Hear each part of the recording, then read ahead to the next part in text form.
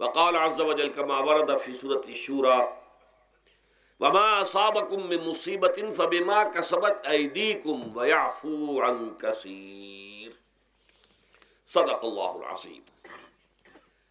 رب اشرح لي صدري ويسر لي أمري واحلل عقدة من لساني يفقهوا قولي. اللهم ربنا ألهمنا رشدنا وأعذنا من شرور أنفسنا.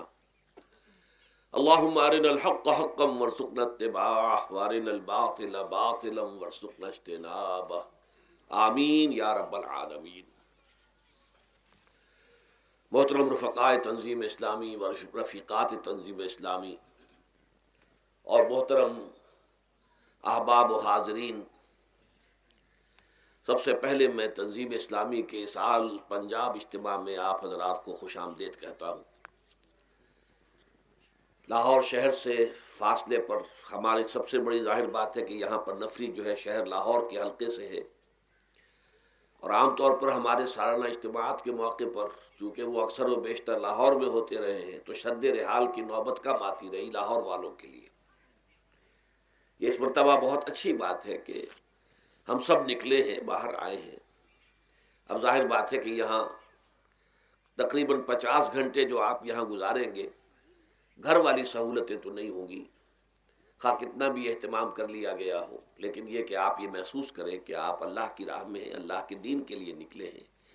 کوئی دنیاوی غرض و غایت آپ کے پیش نظر نہیں ہے، نہ کوئی تجارت ہے، نہ کوئی تفریح ہے معاذ اللہ. تو اس حوالے سے اس اجتماع کے آداب اور حقوق کو بھی ملحوظ رکھیں، اور اگر کوئی تکلیف آئے تو اسے برداشت بھی پورے ہی خندہ پیشانی کے ساتھ کیجیے. میری آج کی گفتگو کا عنوان ہے ہمارے دکھوں کا واحد علاج اسلام. دیکھیے، انسانی زندگی میں دکھ اور سکھ ان کا چولی دامن کا ساتھ ہے. دکھ بھی ہے، سکھ بھی ہے، سردی کے ساتھ گرمی بھی ہے، نرمی کے ساتھ سختی بھی ہے. ان مع العسر یسرا ان مع العسر یسرا، یسر کے ساتھ عسر ہے، عسر کے ساتھ یسر ہے. لیکن انسان نفسیاتی طور پر متاثر جو ہوتا ہے زیادہ، وہ تکلیف سے ہوتا ہے، دکھ سے ہوتا ہے. خوشی آتی ہے تو وہ ایسے گزر جاتی ہے، اس کا وقت کا بھی پتہ نہیں چلتا، گزرتے ہوئے بڑی تیزی کے ساتھ وقت گزر جاتا ہے. لیکن غم کا معاملہ ہو جائے تو ایک ایک لحظہ جو ہے وہ بڑا کٹھن ہو جاتا ہے، بڑی مشکل سے گزرتا ہے. تو انسان کے احساسات پر زیادہ جو اثر آتا ہے وہ دکھ کا آتا ہے. بعض فلسفے دنیا میں ایسے ہیں کہ جنہوں نے اس دکھ، خاص طور پر جو حساس انسان اس کو محسوس کرتا ہے، اس کے اعتبار سے یہ کہا ہے کہ دنیاوی زندگی نرا دکھ ہی دکھ ہے.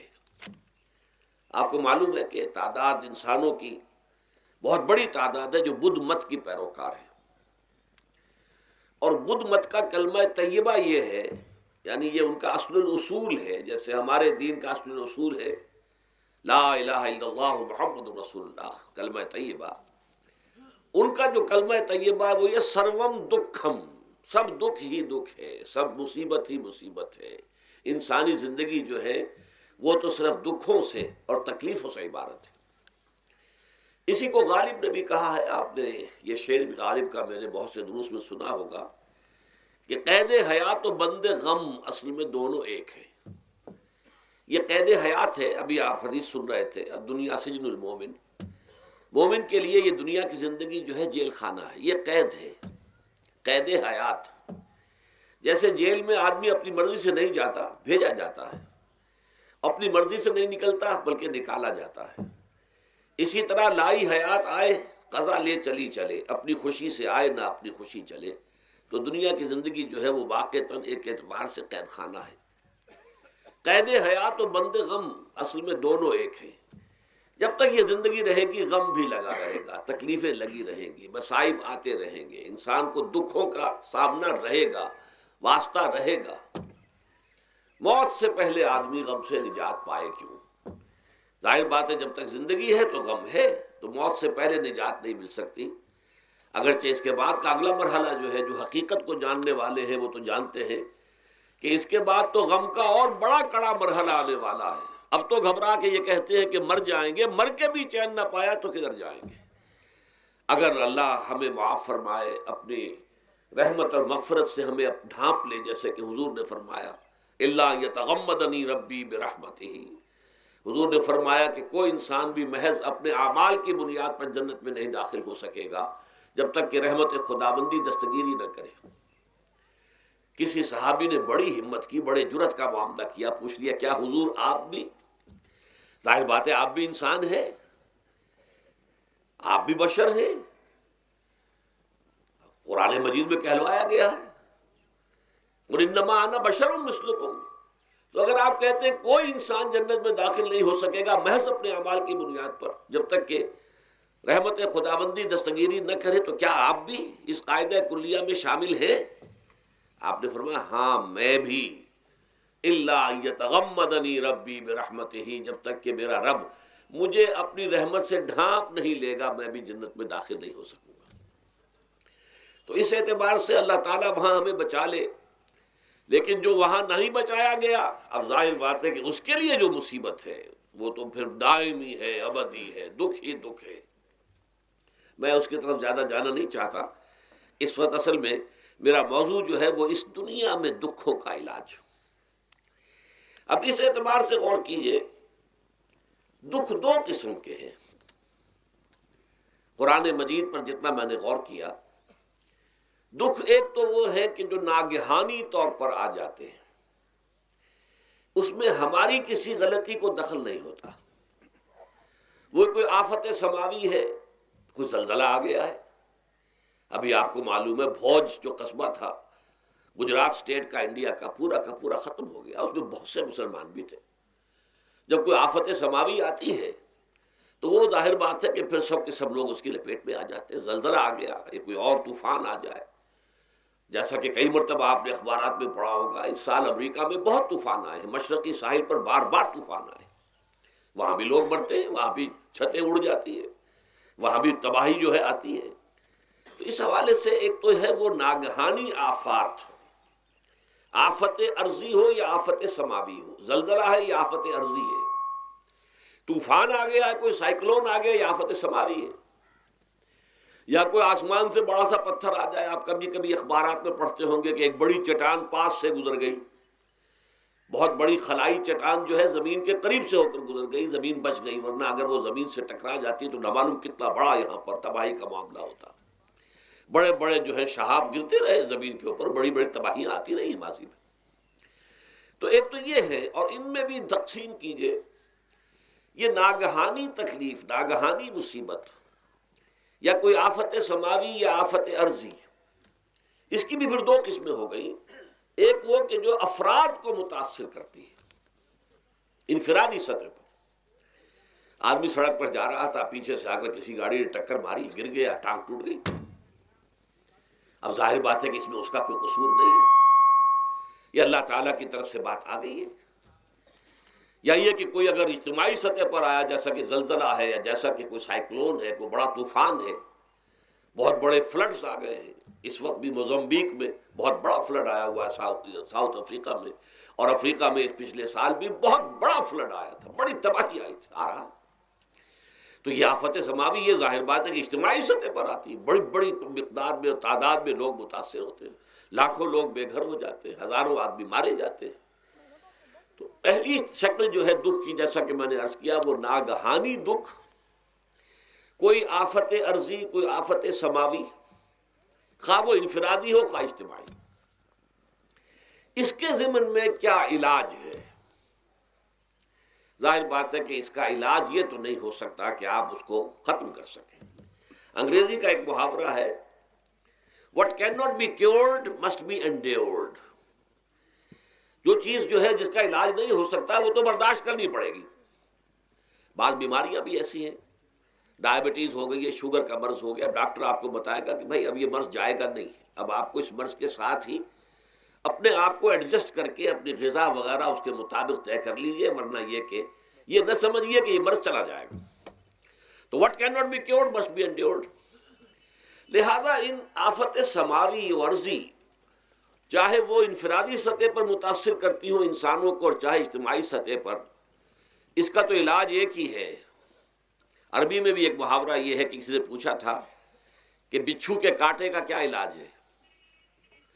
البکاء الی الصباح، رات کو اگر کاٹا ہے کسی بچھو نے تو روتے رہو صبح تک، یہ علاج ہے، اس کا اور کوئی علاج ہے ہی نہیں۔ تو جو چیز لا علاج ہے اسے برداشت کرنا۔ گویا کہ یہاں جو اصل شے ہوگی کہ دنیاوی آفات، عرضی و سماوی آفات، ناگہانی آفات، ناگہانی مصیبتیں، ان کے ضمن میں ہمیں ایسی شے کی ضرورت ہے جو ہمارے اندر برداشت پیدا کر دے، اس کو جھیلنا آسان بنا دے، ہم اس کی وجہ سے بجھ کر نہ رہ جائیں، ہماری ہمتیں جواب نہ دے جائیں، ہمارا ارادہ ختم نہ ہو جائے، ہمارا حوصلہ پست نہ ہو جائے، بلکہ برداشت ہو، جھیلنا ہو، تحمل ہو۔ ابھی بٹر صاحب کہہ رہے تھے اللہ تعالیٰ ذرا سا متحمل ہے، میں نے کہا یہ بہت غلط بات کہہ رہے ہیں، اللہ بہت متحمل ہے۔ وہ ذرا سا تو یوں سمجھیے کہ ان کے کہنے کے انداز میں یہ بات آ گئی، ذرا سا رحیم بھی ہے، نہیں وہ بہت رحیم ہے، بہت متحمل ہے، بہت حلیم ہے۔ لیکن یہ کہ ہمیں یہ جو آفات سماویہ اور عرضیہ ہیں جو ہمارے اوپر آ جاتی ہیں اللہ کی طرف سے، ان کے ضمن میں ذہنی ایک ایٹیچیوڈ پیدا ہو جائے، سوچ کا ایک خاص رخ بن جائے، انسان کے احساسات ایک خاص طرز پر ڈھل جائیں، تو پھر ان کو برداشت کرنا آسان ہو جاتا ہے۔ اور وہ کیا ہے؟ وہ ہمارے ایمان کا لازمی تقاضا ہے۔ ایمان ہمیں یہ بتاتا ہے کہ کوئی مصیبت اس زمین میں آتی ہے نہ تمہاری جانوں پر آتی ہے بغیر اذن رب۔ جو کچھ آ رہا ہے اللہ تعالیٰ کے فیصلے سے آیا ہے، یہ کوئی اندھا بہرا مادہ نہیں ہے، یہ کوئی اندھا بھینسا نہیں ہے کہ اس نے آ کے آپ کو ٹکر مار دی ہے، نہیں، یہ تو سمیع و بصیر، علیم و خبیر اللہ اور حکیم اور قدیر اللہ کا فیصلہ ہے۔ لہذا یہ من جانب اللہ ہے، اس کو تم سمجھو کہ اللہ تعالیٰ کی طرف سے ہے۔ اور جب اللہ کی طرف سے ہے تو سورہ آل عمران میں فرمایا بیدہ الخیر، اس کے ہاتھ میں تو خیر ہی خیر ہے۔ یعنی بظاہر تمہیں محسوس ہوتا بھی ہو کہ یہ میرے لیے تکلیف دہ بات آ گئی ہے، تو اس کو یوں سمجھو کہ اس کا نتیجہ جو میرے حق میں نکلے گا وہ خیر ہوگا۔ فوری طور پر تو تکلیف ہے، مجھے اچھی نہیں لگ رہی، ناگوار ہے، لیکن نتیجہ اس کا خیر نکلے گا۔ جیسے بچہ بیمار ہے، ماں اسے دوا پینے پر مجبور کر رہی، کڑوی دوا ہے، وہ تو سمجھتا ہے مجھ پر بڑا ظلم ہو رہا ہے، یا آپ لے گئے اسے ڈاکٹر کے ہاں ٹیکہ لگوایا ہے، وہ تو چیخ رہا ہے، رو رہا ہے، لیکن آپ کو معلوم ہے، کاش اسے بھی معلوم ہو جائے کہ یہ میرے خیر کے لیے، میرے بھلے کے لیے، اگر اسے یہ معلوم اور محسوس ہو جائے تو اس کی تکلیف اس کے اندر بہت کمی آ جائے گی، وہ سہار لے گا، اس کو وہ برداشت کرے گا۔ اس حوالے سے اس کا جو ہمارے دین میں اس کا نام ہے، اس ذہنی کیفیت کا، ان احساسات کا، اسے اب کہتے ہیں تسلیم و رضا۔ جو کچھ آ رہا ہے اللہ کی طرف سے آ رہا ہے، لہذا سر تسلیم خم ہے، اے اللہ ہم قبول کرتے ہیں، رضا، ہر حال میں تیری رضا پر راضی ہیں، جو تیرا فیصلہ ہے ہمیں بصر و چشم قبول ہے، تسلیم و رضا۔ ہم بھی تسلیم کی خو ڈالیں گے، بے نیازی تیری عادت ہی صحیح۔ اللہ تو بے نیاز ہے، لیکن اے اللہ تو ہمارے لیے جو بھی تکلیف کا تو نے فیصلہ کیا، ہم تسلیم کی خو ڈالیں گے، عادت پیدا کر لیں گے اپنے اندر کہ ہر ساقی ماریخت عین الطاف است، کہ میرا ساقی میرے پیالے میں جو کچھ ڈال دے یہ اس کا لطف و کرم ہے۔ یہ مقام رضا ہے، یہ ایمان کا ایک ایسا تقاضا ہے کہ جس کو ہم کہیں گے ایمان کی حلاوت، ایمان کی مٹھاس۔ اگر آپ کا منہ کڑوا ہو جائے تو آپ چینی کھاتے ہیں تاکہ منہ کا ذائقہ ٹھیک ہو جائے۔ اگر تکالیف کی وجہ سے، دکھ کی وجہ سے آپ کے احساسات کے اندر کوئی خرابی پیدا ہو رہی ہے، یہ جو مقام رضا ہے یہ اس کے لیے قند ہے، یہ اس کے لیے چینی ہے، یہ اس کے لیے شہد ہے، یہ اس کی تلخی کو ظاہر کر دینے والی شے ہے کہ اللہ تیری رضا پر راضی، راضی برضائے رب۔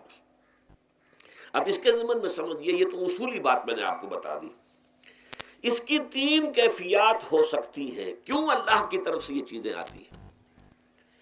سب سے پہلی شے ہے، اب وہ جو آیات میں نے سنائی تھی وہ سن لیجئے پہلے ترجمہ۔ سورہ تغابن میں فرمایا ما صاب من مصیبت الا باذن اللہ، دیکھو کوئی مصیبت تم پر نہیں آ سکتی، نہیں آتی مگر اللہ کے اذن سے۔ ومن یؤمن باللہ، اور جو شخص اللہ پر ایمان رکھتا ہو یہدی قلبہ، اللہ اس کے دل کو ہدایت دے دیتا ہے، اس کے دل کو سکون عطا کر دیتا ہے، وہ راضی برضائے رب ہو جاتا ہے، اس میں شکوہ نہیں رہتا، اس میں شکایت نہیں ہوتی، اس میں تلخی نہیں ہوتی، کیوں ہو گیا، کیسے ہو گیا، کیوں ہو گیا، نہیں ہونا چاہیے، نہیں نہیں نہیں۔ یہ سارا جو پیچ آدمی کھاتا رہتا ہے نا اندر ہی اندر، وہ جو پیچ کھا رہا ہے، یہ سب پیچ سے نجات مل گئی۔ برو کشید سے پیچا کے ہستبود مرا، چے اقدہا کے مقام رضا کشود مرا۔ یہ پیچ کھانا جو ہے، پیچا کے ہستبود، اس سے اللہ تعالیٰ نے مجھے نجات دے دی ہے مقام رضا کے ذریعے سے۔ کتنے بڑے بڑے عقدے میرے حل ہو گئے اس مقام رضا سے، چے اقدہا کے مقام رضا کشود میرا، میرے تو بہت سے عقدے اس سے حل ہو گئے۔ اس حوالے سے ایک موٹی بات تو یہ ہو گئی، لیکن اب اس کو 3 حصوں میں تقسیم کیجئے۔ پہلی بات یہ کہ یہ اللہ کی طرف سے آزمائش کے طور پر آتے ہیں۔ آزمائش، میرا بندہ اس پر صبر کرتا ہے یا نہیں، یا میرے خلاف بکواس کرنے پر آمادہ ہو جاتا ہے۔ اللہ تو ایسا ہے، اللہ نے تو ہم پر کبھی کرم کیا ہی نہیں ہے، اللہ تو ظالم ہے، معاذ اللہ معاذ اللہ معاذ اللہ۔ کہیں ایسا تو نہیں، میرا بندہ جو ہے تکلیف کو جھیلتا ہے میری وجہ سے، یہ سمجھ کے کہ اللہ کی طرف سے آئی۔ یہ صبر جو ہے یہ بہت بڑی کامیابی ہے اگر انسان کو حاصل ہو جائے۔ اور اس صبر کے نتیجے میں 2 اور باتیں پیدا ہوتی ہیں۔ یہ مضامین علیحدہ علیحدہ دروس کے اندر آتے رہے ہیں، لیکن آج ایک نئے عنوان کے تحت جمع ہو کر آ رہے ہیں۔ پہلی بات یہ ہوتی ہے کہ یہ امتحان کا نتیجہ کیا نکلتا ہے کہ آپ نے ایک امتحان پاس کیا تو آپ کے اگلے درجے میں ترقی ہو جاتی ہے۔ 5ویں کا امتحان پاس کر لیا نا تو 6ٹھی میں جائیں گے، اب 6ٹھی کا امتحان پاس کریں گے تو 7ویں میں جائیں گے، 7ویں کا پاس کریں گے تو 8ویں میں۔ درجہ بدرجہ انسان کی دینی، ایمانی اور روحانی ترقی کا ذریعہ یہ آزمائش بنتی ہے۔ جتنا اس میں صبر ہوگا، جتنا اس میں تسلیم و رضا جو ہے آپ حاصل کرتے جائیں گے تو آپ کے درجے بلند ہوتے چلے جائیں گے۔ آپ کا امتحان کڑے سے کڑا آئے گا، بڑے سے بڑا آئے گا، مشکل سے مشکل تر آئے گا۔ ایک وقت میں MA کا امتحان بھی آپ کو دینا ہوگا، ایک وقت میں ہو سکتا ہے PhD کے لیے تھیسس آپ لکھیں، پھر اس کے اوپر جو ہے ٹیم بیٹھی ہوئی اور آپ سے وہ بحث کرے، جرا کرے آپ سے، وہ بھی کرنا ہوگا۔ لیکن یہ کہ اگر پرائمری ہی میں فیل ہو گئے تو اس کا سوال ہی پیدا نہیں ہوتا کہ کبھی آپ MA کا یا PhD کا تھیسس بھی لکھیں۔ اور اسی کو دوسرے انداز میں کہا گیا ہے قرآن مجید میں، وَلِيُبْلِيَ الْمُؤْمِنِينَ مِنْهُ بَلَاءً حَسَنًا۔ اصل میں ابلا کہتے ہیں، بلا یبلو جو ہے عربی زبان میں آتا ہے آزمانا۔ خلق الموت والحیات لیبلوکم ایکم احسن عملا، یہی معنی ابتلا کے، ابتلا یبتلی آزمانا۔ ابلا یبلی جو آتا ہے باب افعال سے، اس میں آتا ہے کسی کو کسی تکلیف میں ڈال کر اس کو نکھارنا، کہ اس کا جوہر نکھر جائے، اس کے اندر جو خیر ہے وہ اور چمک جائے، لوگوں کو بھی معلوم ہو جائے کہ یہ شخص اس مقام کا اہل ہے، اس کے اندر یہ صلاحیت ہے، اس میں یہ قوت موجود ہے۔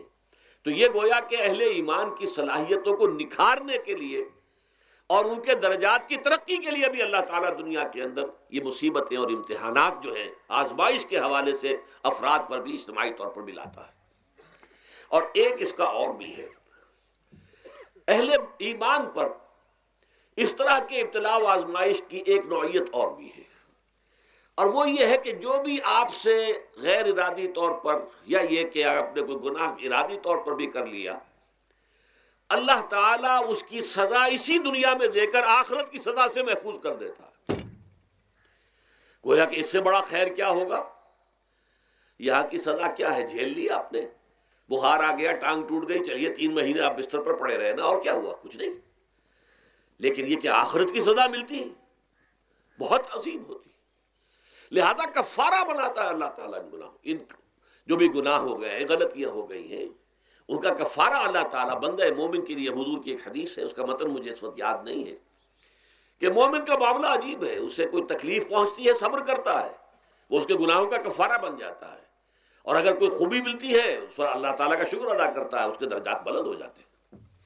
تو یہ معاملہ جو ہے اللہ تعالیٰ کی طرف سے بندہ مومن کے حق میں خیر، کہ در حقیقت اس کے ان گناہوں کی پاداش کہ جو اس نے یہاں کر لیے ہیں، یہی دنیا میں دے کر دھو دیا جائے، پاک کر دیا جائے، جیسے آپ کو معلوم ہے دھوبی جو ہے کپڑے کو بھٹی میں چڑھاتا ہے، گرم پانی میں ڈالتا ہے کہ ڈالتا، تاکہ اس کا میل نکلے، اس کے آگے پٹکتا بھی ہے ذرا اس کو تاکہ وہ میل اچھی طرح چھٹ جائے اس سے۔ اسی طرح اگر دنیا میں ہمارے میل چھٹ جائیں، دنیا میں اگر ہمارے گناہ دھل جائیں تو یہ بڑے نفع کا سودا ہے، بڑے نفع کا سودا ہے، بڑے نفع کا سودا ہے۔ اس اعتبار سے آپ غور کیجئے کہ اگر یہ حقائق ہمارے سامنے رہے تو کیا کوئی تکلیف دنیا کی ہمیں بھاری محسوس ہوگی؟ ہمیں تو بتایا یہ گیا ہے کہ عسیٰ ان تکرہوا شیئا وہو خیر لکم وعسیٰ ان تحبوا شیئا وہو شر لکم واللہ یعلم وانتم لا تعلمون۔ ہو سکتا ہے کہ تم کسی چیز کو ناپسند کرو، درا حال ہے کہ اسی میں تمہارے لیے خیر ہے، تمہیں نہیں پتا، اور ہو سکتا ہے تم کسی چیز کو پسند کرو، درا حال ہے کہ اس میں تمہارا شر ہے لیکن تمہیں نہیں معلوم۔ اللہ یعلم وانتم لا تعلمون، اللہ جانتا ہے تم نہیں جانتے۔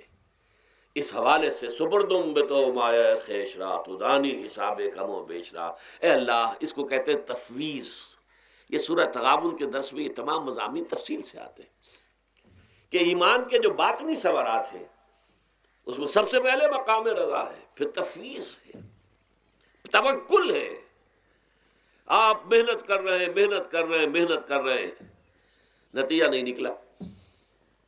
ایک نتیجہ یہ نکلے، ایک بچے نے بہت محنت کی، دن رات کام کیا، فیل ہو گیا امتحان میں۔ اب صدمے سے کمر ٹوٹ سکتی ہے اس کی، لیکن نہیں، ہو سکتا ہے کہ اللہ تعالیٰ نے اسی میں میرے لیے خیر رکھی ہو۔ اس لیے کہ ہماری محنت سے کچھ نہیں ہوگا، ہمارے مادی وسائل سے کچھ نہیں ہوگا، ہوگا اللہ کے اذن سے، اللہ کی مرضی سے، اللہ کی مشیت سے۔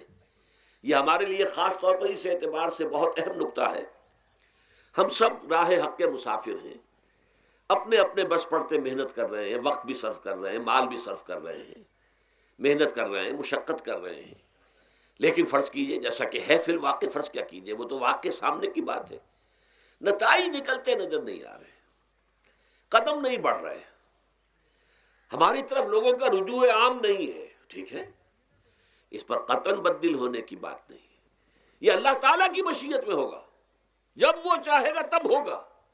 ہمارا کام یہ کہ اپنا فرض ادا کیے چلے جائیں بس، اور نتیجے سے بالکل ذہن کو اپنے منقطع کر لیں، ذہن کا کوئی تعلق آپ کے نتیجے کے ساتھ نہ رہے۔ یہ جب تک کیفیت ہماری نہیں ہوگی، ہم اس راہ پر استقامت اور مدام اس پر محنت اور جد و جہد کرنا جو ہے وہ ہمارے لیے ممکن نہیں رہے گا۔ اس کے لیے میں اگر آپ کے سامنے رکھوں معاملہ کہ حضور صلی اللہ علیہ وسلم کے جو پہلے 10 برس ہیں، جب سے آپ کو آغاز ہوا ہے وحی کا، اس کے بعد سے پہلے 10 برس دن رات کی محنت، شدید مشقت، یہاں تک کہ اللہ بھی روک رہا ہے، نبی آپ اپنے آپ کو ہلاک کر لیں گے، لعلک باخع نفسک الا یکونوا مؤمنین، کیا آپ اپنے آپ کو اس صدمے میں ہلاک کر لیں گے؟ یہ ایمان نہیں لا رہے، اس قدر صدمہ۔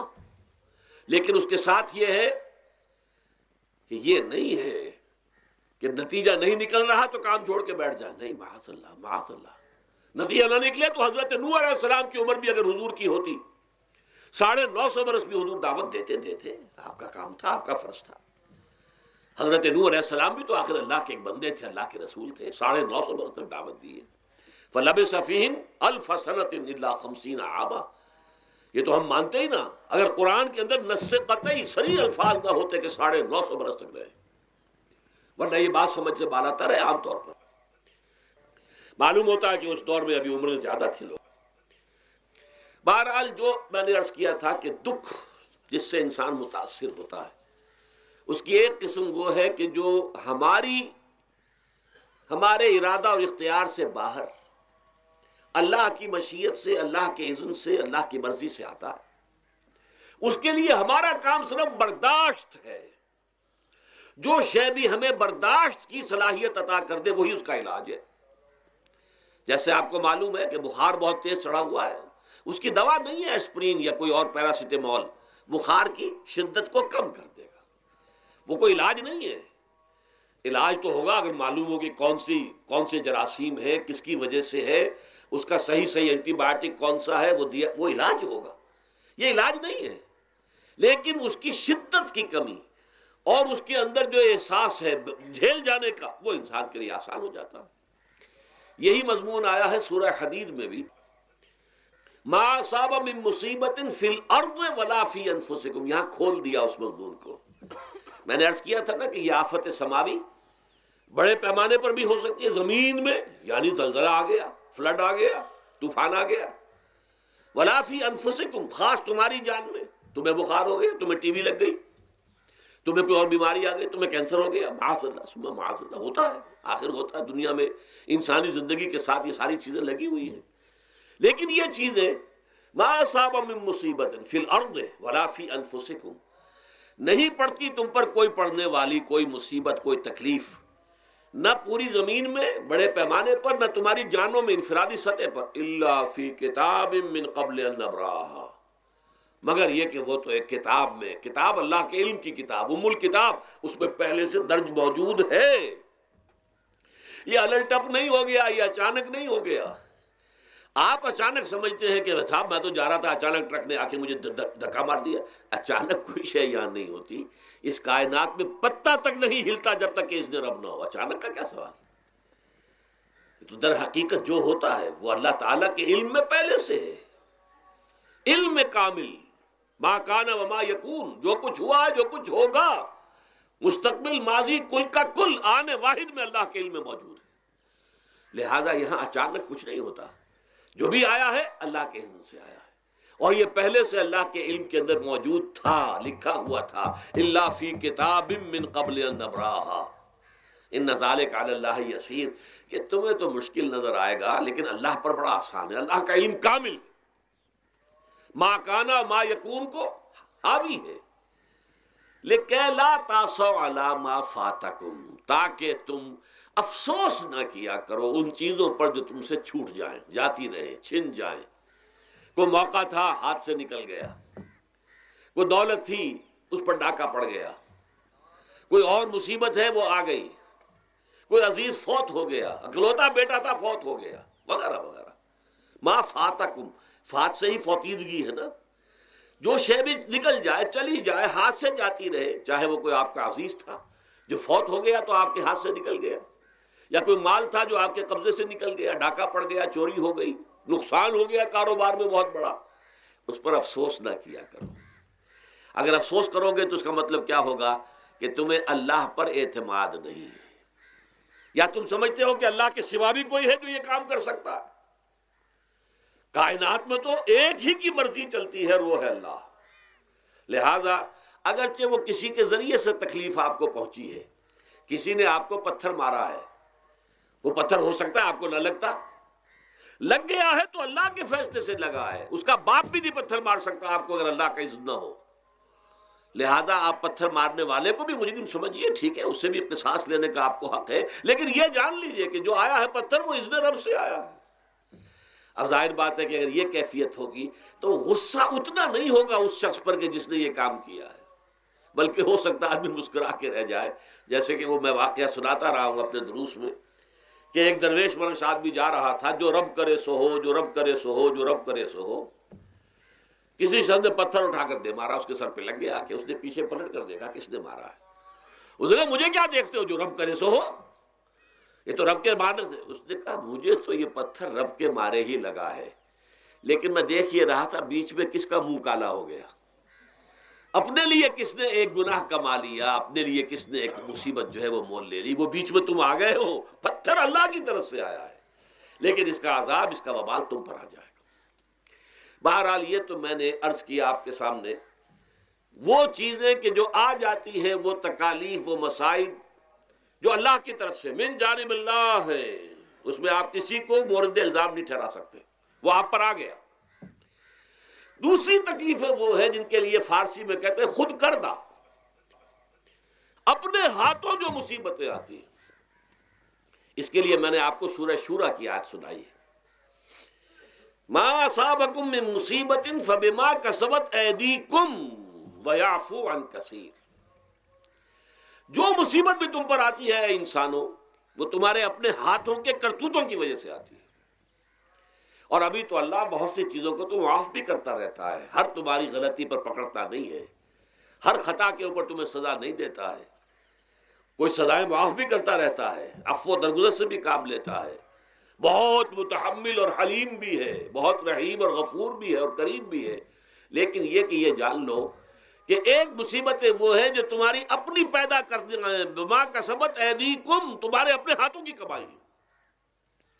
یہ کون سی خود کردہ، یہ در حقیقت ہے اجتماعی نظام جو انسان بناتا ہے۔ اس اجتماعی نظام کو غلط کر کے اگر اس نے اپنے لیے مصیبتیں کھڑی کر لی، مصیبت ہے لیکن یہ مصیبت تمہارے اپنے ہاتھوں کی لائی ہوئی ہے۔ تم نے نظام غلط بنایا ہوا ہے، تم نے دولت کی تقسیم غلط کی ہوئی ہے۔ اللہ نے تو رزق پیدا کر دیا اور سب کے لیے کافی ہے، یہ تم نے کیا ہے کہ ایک طرف کچھ لوگوں کے کھتے بھرے ہوئے ہیں اور ایک طرف کوئی فاقے سے مر رہا ہے۔ یہ خود کردہ ہے، یہ ہمارا کبھی ہے، یہ تم نے نظام غلط بنایا ہے۔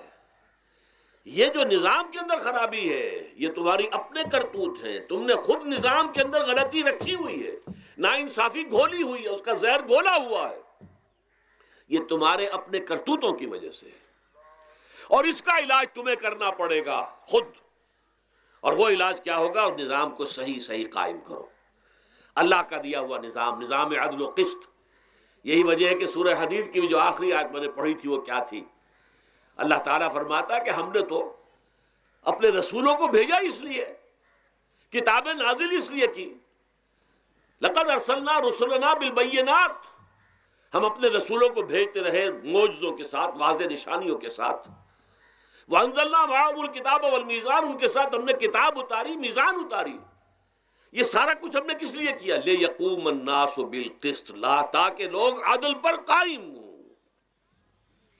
اب اگر تم نے اس عدل کے نظام کو چھوڑ کر اللہ کے دیے ہوئے نظام کو تج کر تم نے خود اپنا نظام بنا لیا، تو ظاہر بات ہے سرمایہ دار جب نظام بنائے گا تو وہ مزدور کے بارے میں نہیں سوچ سکتا، اسے تو اپنی مصلحتیں نظر آئیں گی، اس کے سامنے تو اپنا نفع ہوگا، جتنا زیادہ سے زیادہ نفع کما لو، جتنا ان مزدوروں کا خون نچوڑ سکو نچوڑ لو۔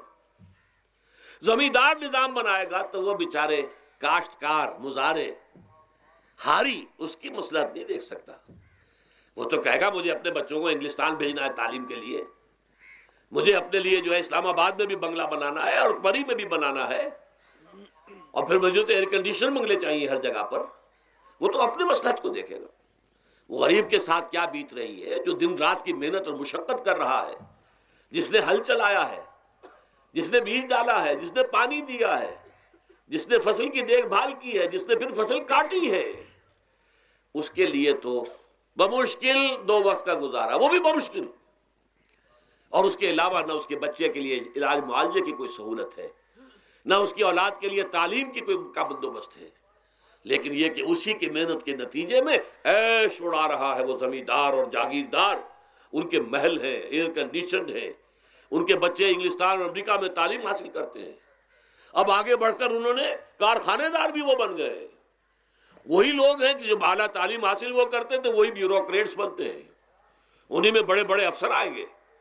عام آدمی جو ہے وہ تو شاذ نکل آتے ہیں، کچھ لوگ بہت ذہین بچے بھی ہوتے ہیں، غربا کے بچے بھی ہوتے ہیں، کبھی کبھی نکل آتے ہیں، لیکن وہ تو کوئی 1-2 دانے ہوں گے ایسے جو بہت ہی انتہائی طور پر غیر معمولی طور پر ذہین ہو۔ عام بچہ کہاں کرے گا، کیسے جائے گا؟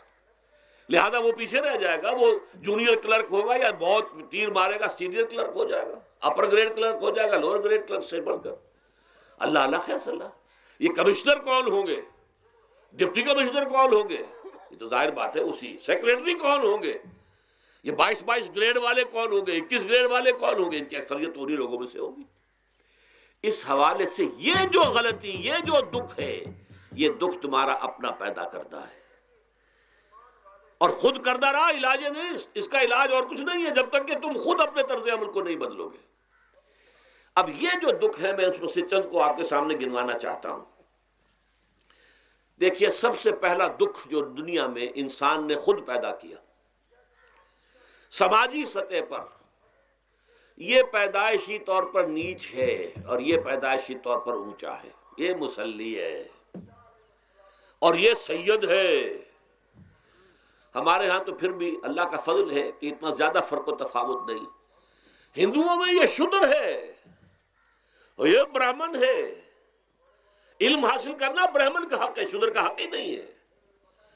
اور شودر کے کان میں اگر اشلوک بھی پڑ جائے کہیں بغیر ارادے کے، کہیں جا رہا تھا اور کہیں گیتا کے اشلوک ہو رہے تھے، اس نے سن لیے، تو اس کی سزا کیا ہے؟ سیسا جو ہے اس کو پگھلا کر اور وہ اس کے کان میں ڈال دیا جائے تاکہ سماعت ہی ختم ہو جائے۔ دنیا میں یہ کس نے کیا بھائی؟ یہ خود انسان نے کیا۔ یہ ظلم انسان اپنے اوپر ڈھا رہا ہے، یہ اونچ نیچ اس نے خود بنائی ہے۔ ہمارے ہاں بھی ہے، اتنی نہیں ہے۔ مصلی کا کیا مقام ہے آپ کے معاشرے میں؟ سید کچھ بھی ہو، بدمعاش ہو، زانی ہو، سید ہے، اسے تو جھک کر اس کے گوڑے کو ہاتھ لگائیں گے۔ لیکن یہ کہ دوسرا شخص جو ہے مصلی کتنا ہی نیک ہو، بھلا ہو، پارسا ہو، وہ برابر جو ہے چارپائی پر بھی بیٹھنے کا حقدار نہیں۔ یہ ساری اونچ نیچ ہم نے پیدا، اللہ نے نہیں کیا تھا۔ اللہ نے تو تمام انسانوں کو مساوی پیدا کیا۔ اللہ کے رسول یہ فرما کر گئے، لا فضل لعربی علی عجمی ولا لعجمی علی عربی ولا لأحمر علی اسود ولا لأسود علی احمر الا بالتقوی کلکم بنو آدم وآدم من تراب۔ دیکھو کسی عرب کو کسی اجمی پر فضیلت نہیں ہے، کسی اجمی کو کسی عرب پر کوئی فضیلت نہیں ہے، کسی گورے کو کسی کالے پر فضیلت نہیں ہے، کسی کالے کو کسی گورے پر فضیلت نہیں ہے، الا بالتقوی۔ یہ اگر فضیلت ہے تقوی، کون خدا ترس زیادہ ہے، کس کے اخلاق زیادہ بلند ہیں، کون نیک اور پارسا زیادہ ہے، کون لوگوں کی خدمت زیادہ کرتا ہے، اس کے اعتبار سے درجہ بلند ہوگا۔ پیدائشی طور پر تمام انسان بالکل مساوی ہے۔ پھر ہمارے معاشرے میں جو ظلم ہوتا ہے، دو طبقات ہیں جو حضرات سورہ نساء پڑھتے ہیں، اس میں سب سے پہلے دو طبقات جو کہ گرے ہوئے تھے اس معاشرے میں اور آج بھی گرے ہوئے ہیں، ایک یتیم اور ایک عورت۔ ان دونوں کے لیے ابتدا ہی سے سورہ نساء کے اندر جو ہے احکام آئے تو ان کے بارے میں آئے۔ یتیموں کو ان کا مال ہڑپ کر جانا، ان کو دھکے دینا۔ ارأیت الذی یکذب بالدین فذلک الذی یدعو الیتیم ولا یحض علی طعام المسکین۔ تم نے کبھی غور کیا اس شخص پر جو کہ جزا و سزا کا منکر ہے؟ وہی ہے کہ جو یتیم کو دھکے دیتا ہے۔ یتیموں پر ظلم ہوتا ہے، وہ آپ کے معاشرے میں پستے ہیں، پٹتے ہیں، ان کا کوئی والی وارث نہیں، ان کی طرف سے کوئی پوچھنے والا نہیں، کوئی بولنے والا نہیں۔ اور پھر یہ کہ اگر اس کا باپ کو مال چھوڑ گیا ہے تو وہ چچا کھا جائیں گے، کوئی اور ولی کھا جائیں گے، ختم کر دیں گے، ہڑپ کر جائیں گے۔ جس پر قرآن مجید کہتا ہے کہ ان الذین یاکلون اموال الیتامی ظلما انما یاکلون فی بطونہم نارا۔ یقیناً وہ لوگ جو یتیموں کا مال ناحق ہڑپ کرتے ہیں، وہ اپنے پیٹوں میں آگ کے انگارے بھر رہے ہیں۔ وَسَيَصْلَوْنَ سَعِيرًا۔ اور یہاں تو دنیا میں جو آگ کے انگارے ہیں وہ محسوس نہیں ہو رہے، آخرت میں ایک طرف وہ آگ کے انگارے ظاہر ہو جائیں گے جو اندر سے جلائیں گے، اور ایک طرف جہنم کی آگ باہر سے جلائے گی۔ یہ دو طرفہ جلن جو ہے ان کو برداشت کرنی پڑے گی۔ ظاہر بات ہے یہ ہمارا اپنا کیا ہوا ہے، یہ اللہ کی طرف سے نہیں ہے، یہ ہم نے نظام غلط بنایا ہے، ہم نے اتوار اپنے برے کر لیے۔ اور دوسرا طبقہ خواتین کا، عورتوں کا۔ سب سے بڑا ظلم اس معاشرے میں کیا ہے؟ جو بچپن ہی سے احساسات کے اوپر ایک بوجھ بن جاتا ہے بچیوں کے، کہ بیٹے کو افضل سمجھتے ہیں، بیٹی کو جو ہے گھٹیا سمجھتے ہیں۔ اس قدر ناانصافی، اس قدر ناانصافی۔ اسی باپ کے نطفے سے بیٹا بھی ہے اور بیٹی بھی ہے، اسی ماں کے رحم میں بیٹے نے بھی پرورش پائی ہے، بیٹی نے بھی پرورش۔ بعضکم من بعض، قرآن کہتا ہے تم سب ایک دوسرے میں سے ہو، کوئی افضل نہیں، کوئی گھٹیا نہیں۔ اللہ تعالیٰ نے، اللہ کے نبی نے کسی بیٹے کی پرورش پر کوئی اجر و ثواب نہیں بتایا۔ ہاں 2 یا 3 بیٹیوں کو پال پوس کر، تہذیب سکھا کر، پھر ان کی شادی کر کے ان کے گھروں میں پہنچا دیا، جنت کی ضمانت اللہ تعالیٰ دے رہا ہے۔ اور سب سے بڑی بات یہ کہ سب سے زیادہ محبوب انسان حبیب اللہ محمد ہے صلی اللہ علیہ وسلم، اور محمد کو اللہ نے بیٹے نہیں دیے، دیے بھی تو لے لیے، بیٹیاں دی، 4 بیٹیاں دی۔ اور کتنی محبت کرتے تھے محمد صلی اللہ علیہ وسلم کی بیٹیوں سے، خاص طور پر حضرت فاطمہ سے، وہ تو آپ سیرت میں پڑھیے کتنی محبت، کس قدر محبت۔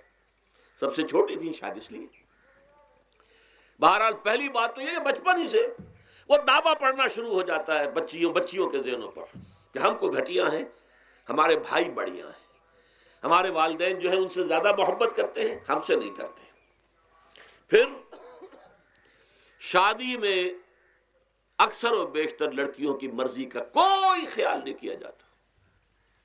یہ ظلم ہے جو ہم کر رہے ہیں. لڑکی کی مرضی کے بغیر، اس کے اذن کے بغیر، اس کی اجازت کے بغیر کوئی شادی نہیں ہو سکتی. زبردستی وہ بھیڑ بکریاں نہیں ہے کہ جس کے ہاتھ چاہا آپ نے بیچ دیا. معاذ اللہ ثم معاذ اللہ ثم معاذ اللہ. یہ ضرور ہے کنواری بیٹی ہے تو اس سے صرف آپ نے پوچھا اور وہ خاموش رہی، بس یہ بھی کافی ہے.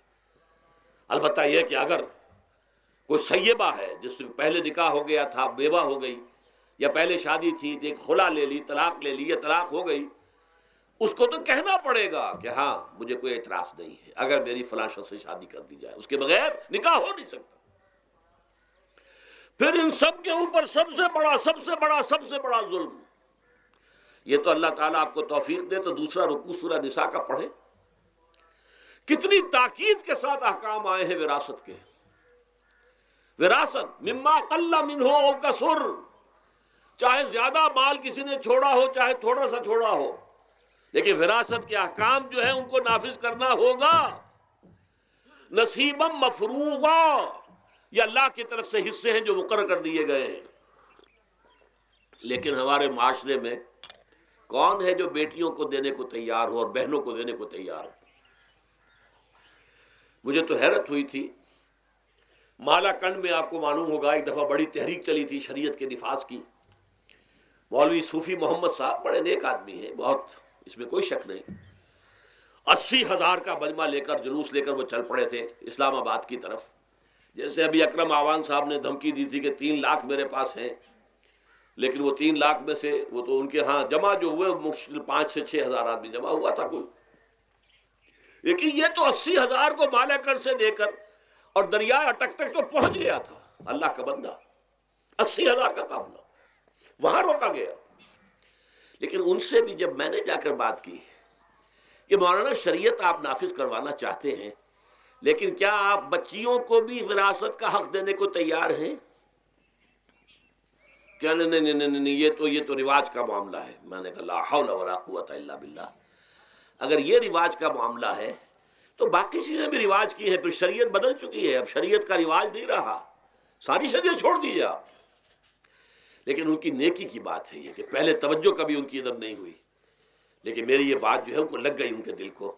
اگلی مرتبہ جب ان سے ملنے گیا تو انہوں نے کہا کہ اب میں نے بیعت لینی شروع کی ہے لوگوں سے کہ وہ اپنی بیٹیوں کو بھی حق دیں گے، وراثت کے اندر تقسیم کر کے دیں گے حصہ. لیکن یہ کہ اس وقت تک انہوں نے کہا تھا، ابھی کل 28 آدمیوں نے بیعت کی ہے. وہ 80,000 سے بیعت یہ لینی آسان کام نہیں ہے. 80,000 کو جوش دلا کر شریعت کے نام پر لا کر ٹکرا دینا یہ آسان کام ہے، لیکن 80,000 سے یہ بیعت لینا کہ پورے شریعت پر عمل کریں گے، یہ بہت مشکل ہے. یہی تو وجہ ہے ہمارا قافلہ اگر سست گام ہے تو کیوں ہے. ہم یہ کہتے ہیں کہ پہلے میدان میں آنے سے پہلے اپنی ذات پر، اپنے گھر میں دین نافذ کرو، پھر باہر نکلو. اپنی معاش اور اپنی معاشرت پر اسلامی شریعت نافذ کرو، پھر باہر آ کر اسلام کا نعرہ لگانے کا تمہیں حق پہنچتا ہے، ورنہ نہیں. اگر تمہاری اپنی ذات پر دین نافذ نہیں، چہرے پر 12 بجے ہوئے ہو، اللہ تعالیٰ کے نبی کی سنت کا کہیں آثار دور دور تک نظر نہ آ رہے ہو، روزانہ پھاوڑا چلا رہا ہو آدمی نبی کی سنت کے اوپر شیو کر رہا ہو، اور پھر وہ کہے میں اسلام چاہتا ہوں. بھائی اللہ کے بندے، پہلے ذرا یہ کمی پوری کر لے. اور اگر تیرے کاروبار میں کوئی حرام شے ہے، تیری معاش میں کوئی حرام شے ہے، کوئی سودی معاملہ کیا ہو، ختم کر اس کو. اللہ کے بندے، بینک کی سروس کر رہا ہے، چھوڑ اس کو. اگر یہ کام کر لو، بے پردگی اختیار کی ہوئی ہے. اللہ نے تو پردہ سکھایا ہے، اللہ کے نبی نے پردہ سکھایا ہے، شریعت اسلامی نے پردہ رکھا ہے. مردوں اور عورتوں کا اختلاط پسند نہیں ہے. اس پر عمل کرو، پھر آنا میدان میں، پھر دوسروں کی غلطی جو ہے بتانا اس کو کہ یہ تم غلط کر رہے ہو، مشرف تم یہ کر رہے ہو، غلط کر رہے ہو، فلاں تم یہ کر رہے ہو، غلط کر رہے ہو، نواز شریف تم یہ کر رہے ہو، غلط کر رہے ہو. لیکن یہ ہے کہ اس سے پہلے اپنے اوپر. اسی لیے میں نے آپ کو بتا دیا وہ واقعہ کہ انہوں نے بتایا، بعد میں اور بھی آ گئے ہوں گے انشاءاللہ، مجھے امید ہے. لیکن جب میں ملا تھا تو انہوں نے کہا تھا ابھی صرف 28 آدمیوں نے بیعت کی. بہرحال عورتوں کا ایک حق ہے جو حضور نے بیان فرمایا اور قرآن مجید نے بیان کیا. عاشروہن بالمعروف، عورت کا اکرام ہو، بیٹی کی حیثیت سے بھی، بہن کی حیثیت سے بھی، بیوی کی حیثیت سے بھی، اور ماں کی حیثیت سے تو سمجھو کہ جنت جو ہے وہ ماں کے قدموں تلے ہے۔ الجنت تحت اقدام الامہات، فرمان ہے محمد رسول اللہ صلی اللہ علیہ وسلم کا۔ لہذا اکرام، عورت کا اکرام، عورت کی عزت، بیٹی کی حیثیت سے بھی، بہن کی حیثیت سے بھی، بیوی کی حیثیت سے بھی، اور ماں کی حیثیت سے بھی۔ عاشروہن بالمعروف، اپنی بیویوں کے ساتھ رہو بڑے طریقے پر، نیک طریقے پر، اچھے طریقے پر۔ حضور نے یہاں تک فرمایا خیارکم خیارکم لأہلیکم وانا خیرکم لأہلی۔ دیکھو مسلمانوں، اے میرے صحابیوں، تم میں سے بہتر لوگ وہ ہیں جو اپنے گھر والوں کے حق میں بہتر ہیں، نرمی کرتے ہیں۔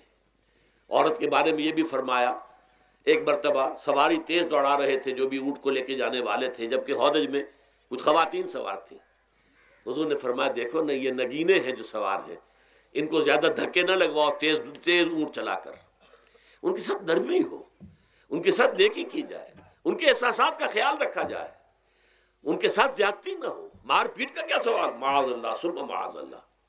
ان کے ساتھ جو ہے عاشروہن بالمعروف، بھلے طریقے پر گزارا کرو۔ یہاں تک فرمایا ہو سکتا ہے کہ کسی وجہ سے تمہاری بیوی جو ہے تمہاری نگاہوں سے گر جائے، اب آپ کے دل میں اتنی محبت نہیں رہی، لیکن اللہ فرماتا ہے دیکھو ہو سکتا ہے کہ اس میں کوئی پہلو ایسا ہو، تلاش کرو، کوئی پہلو ایسا ہو بہتری کا کہ جس کی وجہ سے تلاش کر کے اس کو اپنی نگاہوں میں مرکوز کر لو، تاکہ اس کے تمہارے دل میں اس کے لیے محبت دوبارہ اثر نہ ہو۔ اس پہلو کی وجہ سے جو تمہاری نگاہ سے اوجھل تھا، وہ اچھائی اس میں ہے، سیرت کی اچھائی ہے۔ صورت بہت اچھی نہیں ہے، اللہ نے سیرت اچھی دے دی ہے۔ جو کچھ دیا، جو اچھائی ہے، جو بھلائی ہے، اس کو تلاش کرو اور نگاہ کو وہاں پر جماؤ تاکہ تم ان کے ساتھ اچھا سلوک کر سکو۔ اس سے آگے آئیے، معاشی میدان ہے سب سے زیادہ سخت اور سب سے زیادہ کٹھن اور سب سے زیادہ ظالمانہ نظام۔ اس میں سب سے بڑا ظلم جو ہمارے پاکستان میں ہے وہ یہ زمینداری، غیر حاضر زمینداری، اور یہ جاگیرداری۔ محنت کرے کسان مزدور ہاری، عیش کرے جاگیردار زمیندار، یہ اس سے بڑا ظلم اور کوئی نہیں ہو سکتا۔ اور چونکہ ہماری معیشت بنیادی طور پر زرعی معیشت ہے، ہمارا تو زیادہ تر جو آبادی کا طبقہ ہے وہ کاشتکار ہے، لہذا سب سے بڑا ظلم جو ہو رہا ہے وہ در حقیقت یہ زمینداری، غیر حاضر زمینداری اور جاگیرداری۔ اب اس میں سمجھ لیجئے اس بات کو اچھی طرح، کتنا بڑا ظلم ہے۔ ایک شخص خود شہر میں رہ رہا ہے، لاہور میں، ساری سہولتیں اسے حاصل ہیں، کتنی سہولت ہوتی ہے، ٹوٹی کھولی اور پانی آ رہا۔ دیہات میں جا کے بیچارے کاشتکار کو معلوم ہو سکتا ہے کہیں سے دور سے پانی کھینچ کر لانا پڑتا ہو کسی کنویں سے، کہاں اسے یہ سہولت ہے کہ ٹوٹی کا کان مروڑا اور پانی حاضر، کہاں یہ سہولت ہے کہ بجلی کا بٹن اوپر سے نیچے کیا اور بقع روشن ہو گیا۔ یہ ساری سہولتیں بھی لے رہا ہے اور وہ تنخواہ بھی لے رہا ہے کوئی، یا کوئی کاروبار بھی کر رہا ہے، اور ایک زمین اس کے پاس ہے، فلاں ضلع میں میرا رقبہ ہے، اس رقبے پر جو کاشت کر رہا ہے آ کر اس کی کمائی میں سے، اس کی فصل میں سے آدھا بٹا کر لے جاتا ہے۔ کیا حق پہنچتا ہے اسے؟ یہ مزارعت جو ہمارے ہاں جس کو جائز قرار دے دیا گیا، یہ دور ملوکیت میں جائز قرار دیا گیا۔ بادشاہت جو ہے وہ چلتی تھی، جیسے آپ نے کن کھجورا دیکھا ہے نا، اس کے بہت سی ٹانگیں ہوتی ہیں، کن کھجورے کی کتنے پاؤں ہوتے ہیں، سینکڑوں۔ ایسے ہی بادشاہوں کے یہ پاؤں ہوتے تھے، جاگیردار، 3000 منصبدار، 5000 منصبدار، 20,000 منصبدار، 30,000 منصبدار، یہ جاگیردار، بڑے بڑے علاقے ان کے پاس ہے۔ اب ظاہر بات ہے کہ وہ خود تو کاشت نہیں کر سکتے نا، انہیں تو مزارع چاہیے، لہذا مزارعت کے جائز ہونے کا فتویٰ دیا گیا۔ جب اسلام میں بادشاہت آ گئی، ملوکیت آ گئی اور جاگیرداری آ گئی، جو ملوکیت کے پاؤں ہیں وہ کنسلے کی طرح، کن کھجورے کی طرح اس کے پاؤں ہیں، تو وہ تو جاگیردار ہے۔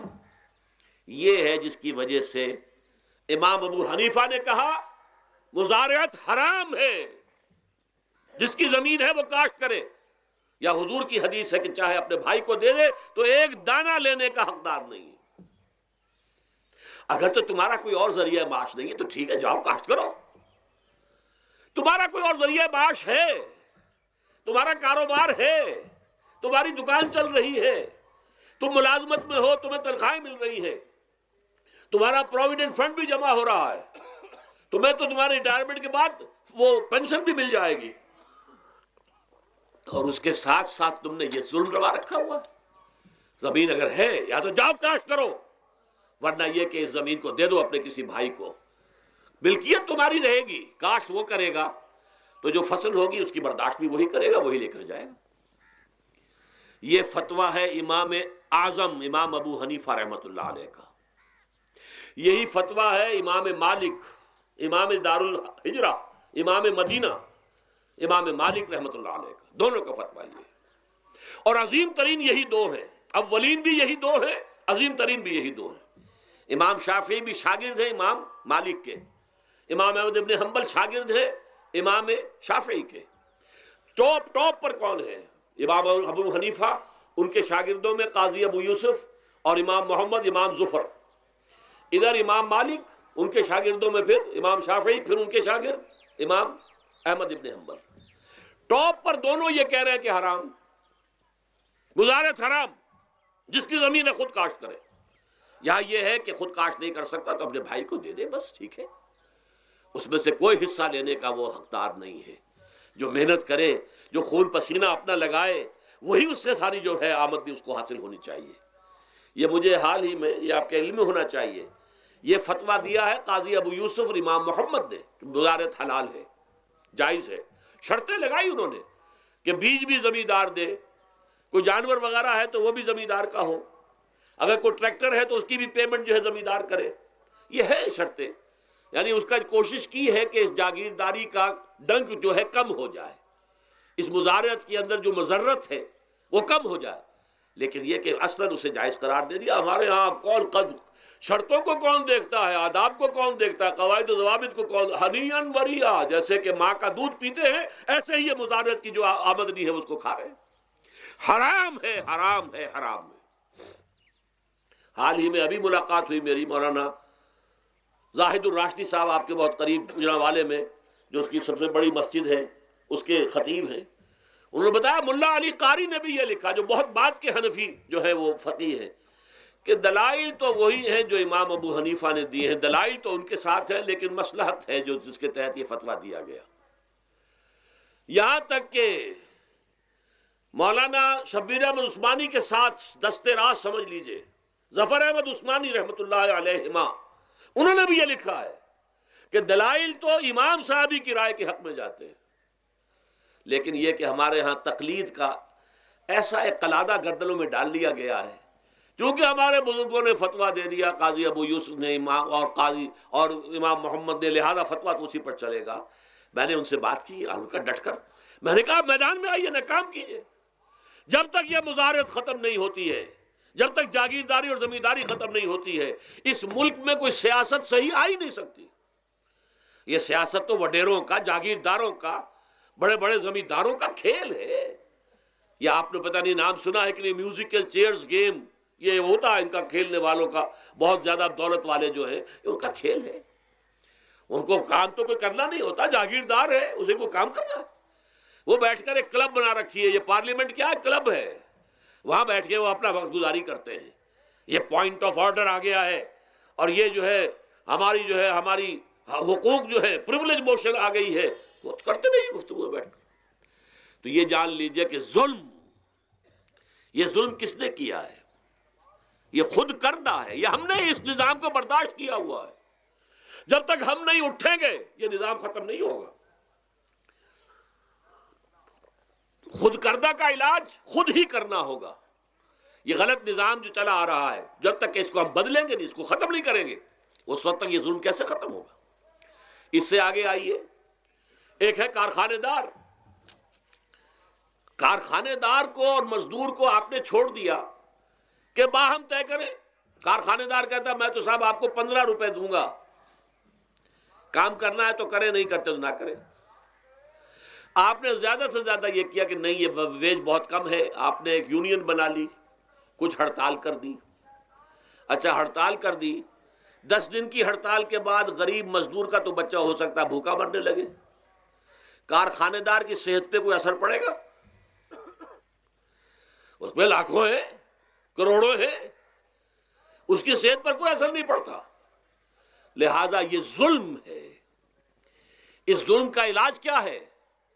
اگر یہ ضمانت ریاست کی طرف سے ہو، حکومت کی طرف سے، کہ اگر تمہیں تمہاری مناسب مزدوری نہیں ملتی مت کرو کام، لیکن تمہارے بچے کو بھوکا ہم نہیں مرنے دیں گے، تمہیں سبسسٹنس الاؤنس دیں گے، ان ایمپلائمنٹ الاؤنس دیں گے، ہم زکوٰۃ کا نظام قائم کریں گے جس کے تحت کہ انڈر رائٹ کر دیں گے، طے کر دیں گے، لکھ دیں گے کہ ہر شہری کی بنیادی ضروریات کی کفالت ریاست کے ذمے ہے۔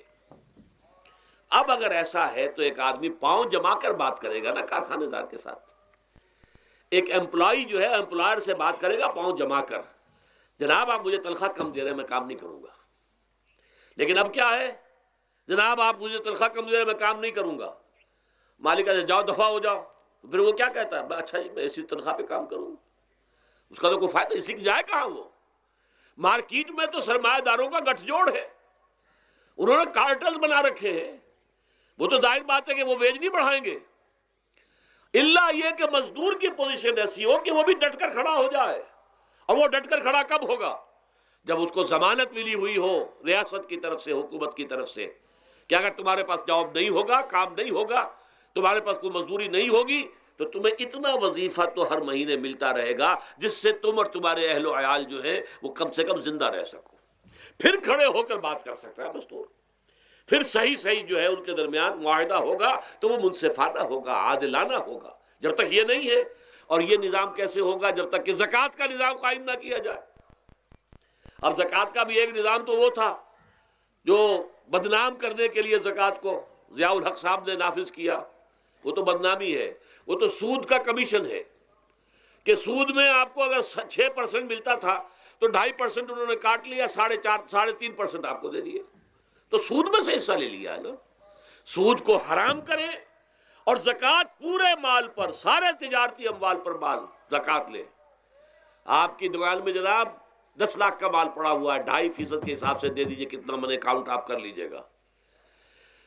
کوئی ایک ہے اسٹاکسٹ، آپ کے گودام میں اتنا سٹاک پڑا ہوا ہے، اتنی مالیت کا 2.5% دیجئے، تمہاری اتنی بھیڑیں بکریاں ہیں، اتنی بھیڑیں اتنی بکریاں نکال دو۔ جب تک کہ تمام اموال میں سے زکوٰۃ نہ لیجیے، یہ کیا کہ بینک کے اندر جو جمع ہے اس پر سے زکوٰۃ کاٹ لی، انا للہ و انا الیہ راجعون، نام اس کا زکوٰۃ رکھا ہے، اور خیرات کا ایک نظام بنا دیا، کچھ خیرات اور کچھ سیاسی جو ہے اپنا ہتھ کنڈا، کہ وہ کے ناظمین زکوٰۃ جو بن رہے ہیں اور زکوٰۃ کونسلیں بن رہی ہیں، وہ سب کون ہیں؟ جو ہمارے سیاسی طور پر ہمارے ساتھی ہیں، ہمارے ورکرز ہیں، اور پھر جتنے غبن ہوئے ہیں اور جتنا اس کے مس اپروپریشن، سب کو معلوم ہے ہمارے معاشرے میں۔ آخر اگر حکومت کے جتنے محاصل ہیں وہ غبن ہوتے ہیں تو زکوٰۃ کا کیوں نہیں غبن ہوگا؟ زکوٰۃ کو آسمان سے اتری ہے، بلکہ زکوٰۃ میں سے غبن کرنا تو آسان ہے، اس لیے کہ سود میں سے کاٹا ہوا ہے، اس میں تو انسان جو ہے وہ برا بھی محسوس نہیں کرے گا کہ یہ تو سود ہے، لعنت ہے، اگر اس کو میں نے کچھ ہضم کر لیا تو کیا ہو گیا۔ جب تک کہ یہ دو نظام نہیں آئیں گے، اور تیسرے یہ کہ سود کے ذریعے سے، جب تک کہ یہ ظلم، سود کا نتیجہ کیا نکلتا ہے؟ اصل میں ہمارے عام آدمی سمجھتے ہیں سود کہ اچھا ہے جی، کیا ہے، ایک آدمی نے پیسے جمع کرائے ہیں، اب اسے ہر مہینے اتنا پیسہ مل رہا ہے۔ عام آدمی بھی ہمارے ہاں یہ جو پٹھانوں والا سود ہے، یہ جو سود خور گاؤں میں بیٹھے ہوئے ہیں، جو بہت بڑی شرح کے اوپر سود دیتے ہیں اور خون چوس جاتے ہیں لوگوں کا، اور ان کے کسی طریقے سے قرضے ختم، ان کو تو سبھی برا کہتے ہیں۔ کوئی ایک آدمی بھی آپ کو نہیں ملے گا کہ جن کے لیے کلمہ خیر کہے، ان کے لیے کسی نرمی کا یا ان کے لیے کسی بھی آسانی کا کوئی مطالبہ کرے۔ البتہ یہ جو بڑا سود ہے، بینک کا سود، کاروباری سود، اس کی شناخت لوگوں پر واضح نہیں ہے۔ یہ ایک بہت بڑے پیمانے پر یہ برائی جو ہے آپ کو انڈیویجول پر نہیں نظر آ رہی۔ انڈیویجول تو بظاہر سمجھتا ہے ایک فرد، بھائی ٹھیک ہے، مجھے دکان کے لیے مجھے قرض چاہیے تھا، مجھے قرض مل گیا، میں اپنا کاروبار کر رہا ہوں، تو میں جو کمائی کر رہا ہوں اس میں سے بینک کو بھی حصہ دے رہا ہوں اپنا، اس کا سود کا، اس میں کیا خرابی ہو گئی؟ اس کی خرابی سمجھ میں آتی جب آپ کو معلوم ہو اسی سود کے ذریعے سے دنیا میں اس وقت ایک چھوٹی سی اقلیت ہے، کل 1 کروڑ یا 1.25 کروڑ یہودی، اور پوری دنیا کی دولت کے اوپر قابض ہو کر بیٹھ گئے. یہ سارا وہ بینکنگ نظام جو یہودیوں نے بنایا، یہ IMF ورلڈ بینک جس کے ہم اس وقت غلام بن کر رہ گئے. ہمارا چیف مارشل ایڈمنسٹریٹر اسے کہیں یا چیف ایگزیکٹو کہیں، ہمارا تو حکمران ہے، ہمارا بادشاہ ہے اس وقت. اور وہ بادشاہ سلامت کہتے ہیں کہ یہ IMF اور ورلڈ بینک کے لوگوں کے گوڈے ہمیں پکڑنے پڑتے ہیں، گوڈے گٹے. کیوں؟ ہم غلام ہیں ان کے، اور ہم جکڑے ہوئے اس سود کے اندر. پوری دنیا کو یہودی سود خوروں نے در حقیقت اپنے شکنجے میں جو جکڑا ہے، جس طریقے سے کہ ان کو اپنے اندر ایک اپنے پورے ہتھ کنڈوں کے اندر جو باندھ کے رکھ دیا ہے، یہ سود کے ذریعے سے. اور اس کا نتیجہ کیا نکلتا ہے؟ دیکھیے، امریکہ میں کہتے ہیں بڑی جمہوریت ہے، لوگ ووٹ دیتے ہیں، لیکن حقیقت اگر لوگ جانتے ہوں کہ دیوے استبداد جمہوری قبا میں پائے کوب، تو سمجھتا ہے یہ آزادی کی ہے نیلم پری. ہم نے خود شاہی کو پہنایا ہے جمہوری لباس، جب ذرا آدم ہوا ہے خود شناس و خود نگر. اب امریکہ میں اصل میں کیا ہے؟ امریکہ میں کیپٹلسٹ کا نظام ہے. یہ حکومت کس کی ہے؟ سرمایہ داروں کی ہے. جو کروڑ پتی نہ ہو وہ الیکشن نہیں لڑ سکتا. اور کروڑ پتی جو ہے اپنے پیسے کی بدولت وہ صحافیوں کو خرید لے گا، ٹیلی ویژن چینلز خرید لے گا، وہ لوگوں کے ذہنوں پر چھا جائے گا، آ جائے گا. یہ گورنمنٹ آف دی کیپٹلسٹ ہے، ناٹ عوام. یہ دھوکہ ہے، فریب ہے سرمایہ داروں کا. وہاں وہ جاگیردار اس طرح کے نہیں ہیں، سرمایہ دار ہیں. وہاں جاگیرداری کی وہ حیثیت نہیں رہی، اس لیے کہ ان کے تحت آدمی نہیں ہوتے. وہ تو اگر بڑے بڑے رینچ ہیں، بڑے بڑے اگر فارم ہیں، تو وہاں بھی آپ کو معلوم ہے کہ چونکہ مشینوں کے ذریعے سے بوائی بھی ہو رہی ہے اور ہل بھی چل رہا ہے مشینوں سے، بوائی بھی مشینوں سے، کٹائی بھی مشینوں سے، تو زیادہ انسان کی ضرورت ہی نہیں رہی. لہذا وہ سیاسی نظام وہ نہیں ہے جو یہاں کا ہے، لیکن وہ زمیندار بھی وہاں کا کیپٹلسٹ ہے، نظام کیپٹلسٹ کا ہے. تو در حقیقت یہ ڈیموکریسی جو ہے، اس جو کہتے ہیں government of the people by for the people, نہیں، گورنمنٹ آف دی کیپٹلسٹ، سرمایہ دار کی حکومت ہے. اور سرمایہ دار جو ہے اس نے اپنی کلب بنائی ہوئی ہے، بیٹھا ہے. پارلیمنٹ ہے، یہ کانگریس ہے، یہ سینٹ ہے، یہ سرمایہ داروں کی کلب ہے. باقی عوام کے لیے وہاں کیا ہے؟ واقعہ یہ ہے کہ عام آدمی امریکہ کا بھی یہ ضرور ہے کہ بنیادی ضرورتیں محنت کر کے خون پسینہ ایک کر کے اپنی وہ حاصل کر لیتا ہے، لیکن بہت نچلی سطح پر ہے. عام آدمی وہاں بھی بہت نچلی سطح پر ہے. اور ایسے لوگ ہیں معدود گنتی والے جو 40 50 بلین کا ایک چیک لکھ سکتے ہیں، وہ سب یہودی ہیں. House of Rothschilds, house of Goldsmiths, یہ سٹی بینک جو یہاں بھی آ گیا ہے اپنی ساری گندگیاں پھیلانے کے لیے، سٹی ہاؤسز اور سٹی کار، یہ کیا ہے؟ یہ جکڑ لینا ہے آپ کو. آپ کو ذرا سا دھوکہ دیا، جاؤ جی لے لیجئے، کوٹھی لے لیجئے، ہم آپ کو قرض دیتے ہیں. آپ پھول گئے، اتنی بڑی کوٹھی کا میں مالک ہو گیا. اب جب اس کا قرض دینے کا چکانے کا معلوم ہوا کہ میں تو غلام ہو کر رہ گیا ہوں، جو کماؤں وہ سارا کا سارا ان کی قسط کے اندر چلا جائے گا. اور اگر خدا نہ خواستہ کہیں ڈیفالٹ کر گیا تو جتنا میں نے دیا تھا وہ بھی ہضم، اور مکان وہ ضبط کر کے اور نیلام کر دیں گے. اللہ خیر صلی اللہ. لیکن وقتی طور پر ذرا سا دھوکہ جو ہو جاتا ہو، دیکھو اتنی بڑی کوٹھی کا میں مالک ہو گیا، دیکھو اتنی لمبی کار میرے پاس آ گئی، دیکھو فلاں شے میں نے حاصل کر لی، لیکن اس کا نتیجہ جو نکلتا ہے وہ تو وہاں والوں سے پوچھئے جس طریقے سے کہ وہ غلام بن کر رہ جاتے ہیں، وہ مزدور بن کر رہ جاتے ہیں. جیسے بھٹوں میں آپ نے دیکھا ہے، بھٹوں میں جو مزدور ہوتے ہیں وہ بکے ہوئے ہوتے ہیں، وہ غلاموں کی طرح ہوتے ہیں. ان کو بلکہ لوگ ایک دوسرے سے خرید کر لے کر جاتے ہیں. ایک بھٹے والا آتا ہے اور دوسرے بھٹے کی جو مزدور جو غلام ہے ان کو وہ وہاں کی پیمنٹ کر کے اور لے جاتا ہے. وہ بالکل ان کے سرس کی طرح ہے، ان کے غلاموں کی طرح ہے. یہ ساری جو میں نے آپ کے سامنے گنوائی ہیں، یہ در حقیقت نوع انسانی کو جو تقسیم کیا گیا، انگریزی میں آپ کہتے ہیں ہیوز اور ہیو ناٹس. قرآن نے اس کے لیے کیا لفظ استعمال کیا؟ محرومین اور مترفین. اور ان مترفین کی وجہ سے اللہ کا عذاب آتا رہا دنیا میں. ان کے گلچھرے ابھی بسنت منائی، کس نے منائی؟ یہ لکھپتی کروڑ پتی ہیں، انہوں نے عیش کیے ہیں، راتوں کو نیند حرام کی ہے لوگوں کی، یہ بسنت منا رہے ہیں. کیا ہو رہا ہے؟ در حقیقت یہ وہی ہے مترفین. سورہ بنی اسرائیل میں فرمایا جب ہم یہ فیصلہ کر لیتے ہیں وَإِذَا أَرَدْنَا أَن نُهْلِكَ قَرْيَةً امرنا مترفیہا ففسقوا فیہا فحق علیہ القول فدمرناہا تدمیرا.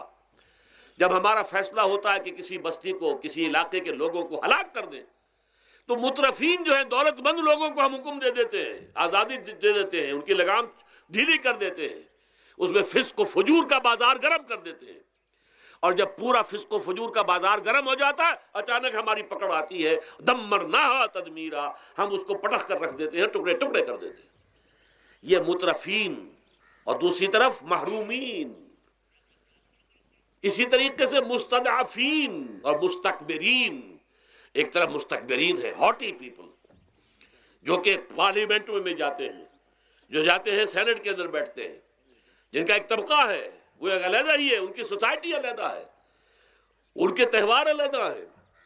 نیو ایئرز نائٹ پر جو کچھ یہ کرتے ہیں بدماشیاں، اس کا ذرا سا آپ کو اندازہ بہرحال دیہات کے رہنے والوں کو نہیں ہے. لاہور اور کراچی کے لوگوں سے پوچھئے کیا ہوتا ہے، اسلام آباد کے لوگوں سے پوچھئے، پشاور اور کوئٹہ کے لوگوں سے پوچھئے. یہ سب در حقیقت مستضعفین ایک طرف، مستکبرین دوسری طرف، محرومین ایک طرف اور مترفین ایک طرف. یہ سوسائٹی کو تقسیم کر کے، اور پھر تقسیم کرو اور راج کرو، ڈیوائیڈ اینڈ رول.